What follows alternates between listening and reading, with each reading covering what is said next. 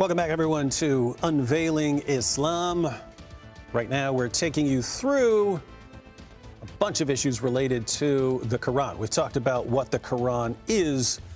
A lot of people, Brother Rashid, don't know how the Quran was compiled. I've even seen Muslims say that the Quran was put together into an entire book during the time of Muhammad and got his stamp of approval, and this was passed down and so on. And that's not even in their own sources. Their own sources completely contradict that. So what do you think about how the Quran was revealed and put together? What do the sources actually say? So according to Muslims, all scholars, they agree that it was revealed through 23 years and then a bunch of verses here and there. I don't think even surahs were revealed completely, except the very few short ones. But the rest is just compilation. So just to be clear, you take a long chapter that was originally a bunch of individual pieces revealed on different occasions as different questions arose. They're getting little pieces of it. Muhammad receives a revelation somehow. He delivers it to his followers. His scribes, he has a few scribes that write after him. They write on different pieces, for example, bones or flat stones, anything that is date palm available. Leaves. And then they put them somewhere, and they start reciting some of them during prayer. Of course, you can imagine how much things happened during these 23 years. They had wars, they had raids, they had problems, they had all kind of stuff, and the material was not that abundant. And also he had some problems with his scribes. One of them actually ran away to Mecca, and he said, I knew he was not a prophet. Because Muhammad was letting him make changes to the... Oh, the guy is, Muhammad says, Alimun Khabir, like God, omniscient and all-powerful. And then the guy say, well, probably wise and omniscient. And he will be like, yeah, that's how it was revealed to me. And then that's the guy who he blurts out. While Muhammad is delivering a revelation, he blurts out. Yeah. This is Abdullah ibn Abi Sar. He blurts out, so blessed be Allah, the best of creators. And Muhammad says, yeah, that's put that in there. That's revealed. And he actually apostatized over that, left Islam because he said, wait, if I'm the one who delivered that and Muhammad says he got it, that means I would be a prophet too. And I know I'm not a prophet. And he was going to kill him. This is just to finish the story. He was going to kill him when he went back to Mecca. Except Ottoman, which was one of the main followers of Muhammad, because he was his cousin. So he said, "Please, can you?" He pleaded for Muhammad. Please, can you forgive him? Please, can you forgive him? That's how he was forgiven.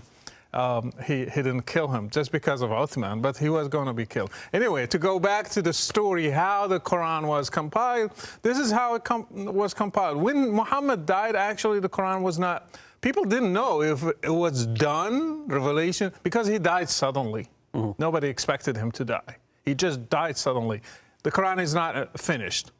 They have stuff with Hafsa, stuff with Abdullah ibn Mas'ud, stuff with his followers and his wife. And Ubay ibn Ka'b had, and they had differences among them. They didn't even agree on the chapters. How many?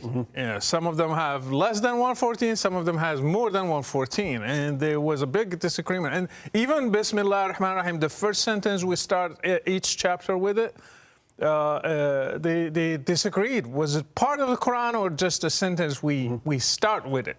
And there were interesting reasons for some of the disagreements. Muhammad supposedly during his time said, if you want to learn the Quran from anyone, learn it from these four people. And the top of his list was Ibn Mas'ud. Ibn Mas'ud had 111 chapters in his Quran. True. Because, and he pointed out, which actually makes sense, he said, look, Surah 1, Surah 113, and Surah 114 are prayers. Yeah. This is us speaking to Allah. The Quran is Allah speaking to us. Why are we putting us speaking to Allah as part of the Quran? These are just prayers. Isn't that strange? The first chapter in the Quran is disputed.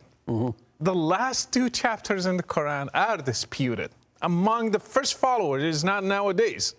Nowadays, everybody accepts it, but among the first followers. And then when Muhammad died, the caliphate, they are fighting over authority. Who's going to take over? Abu Bakr, the first caliph, tried to do first compilation. He tried his best, but still differences were among their followers. So when Omar came, and then after that Ottoman came, then he said, you know what, this is going to cause a lot of trouble. I have to eliminate all other copies and keep just one. So he burned all the Quran. The Quran burning is not really recent in Sweden. It started the first. That was the original Quran burning. Exactly. So he burned all the other versions, and then he made copies. And he sent them all to the places where the main cities of Islam, in Egypt and Baghdad and Syria and other places. The problem, we don't have even that today. We don't have that copy that Ottoman said this is the main copy. We have copies of the copies. All manuscripts we have today, they are for a later time, almost a century after after Muhammad, or even more. And this is actually, I mean, it's actually pretty simple for people to get their minds around the big picture of how this is working here. And what's amazing is it's difficult to find Muslims who aren't scholars who actually know about this. But, you know, we look at the Quran, we think book. It's a book. They early on, according to their sources, viewed it as something to be recited. When you talk about the Quran being written down on flat stones and bones, yeah, I'm not thinking, oh, that's pages of a book. No. They're not writing this down as pages of a book. They're writing this down as aids to memory. This is to help you memorize it, right? In other words, the scribe writes it down. Then someone has it in their home, and they can actually, you know, keep reciting it. For people who, the people who could actually read could recite it to others, and then they could actually memorize it. So the Quran, they're not even thinking of the Quran as this physical book. It's just something to be memorized. And then it's the people who died in battle after Muhammad's death. Then Abu Bakr is sending out people to fight the apostate wars, and a bunch of people who had parts of the Quran memorized die.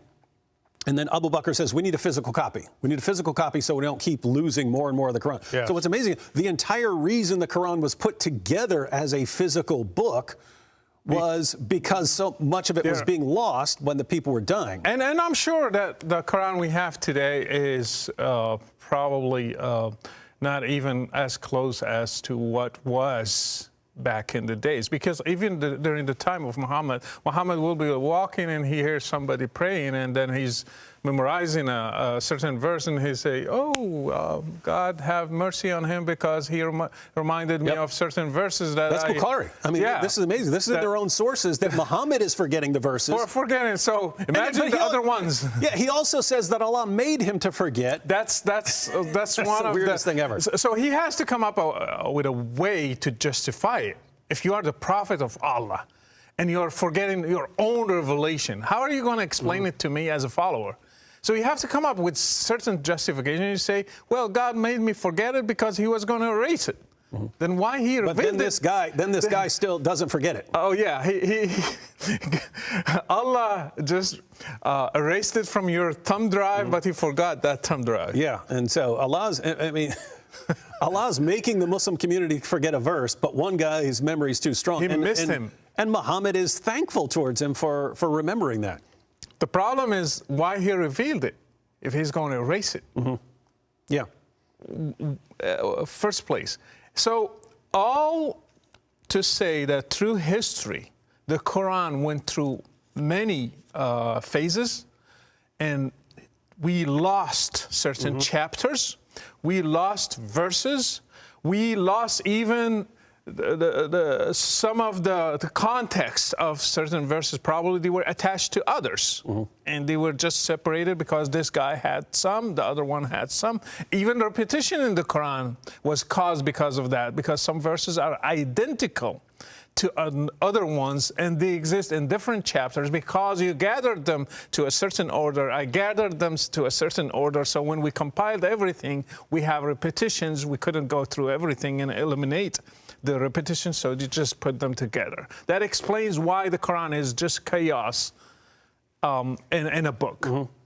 And that's, when you put it together, you've got Muhammad, he's delivering these revelations. A bunch of them get written down on stones and so on, and people have them memorized, but it's just a big jumble.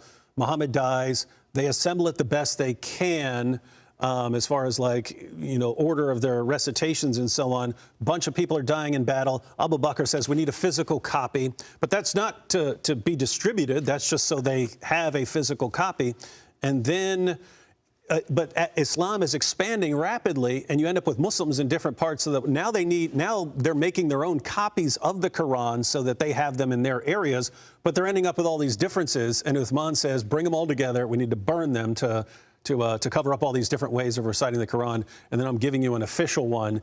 And somehow Muslims look at this and say it's a miracle. And even after that, they call them readings, but they are differences. Mm-hmm. Even after that, after what Uthman said, there are certain words, they are read or written differently. In Morocco, we don't have the same one as Saudi Arabia. Mm-hmm. We have warsh and they have hafs, and certain words, they are totally different from both mushafs. We have a different mushaf. So this is to say that the Quran is not what Muslims believe. As a kid, I believed that the Quran stayed always the same, didn't change. So as if the book was revealed to Muhammad, he gave it to his companions, and then we got it today. That's not really what happened. Not what happened at all. And I can just close with the words of Muhammad's companion Ibn Umar, who saw in the next generation of Muslims that people were claiming to have memorized the Quran, and he said, let none of you say that you have memorized the entire Quran. How do you know what most of it is when so much of it has been lost? That's Muhammad's companion. So when modern da'is, preachers, come to you and say otherwise, you might want to correct them.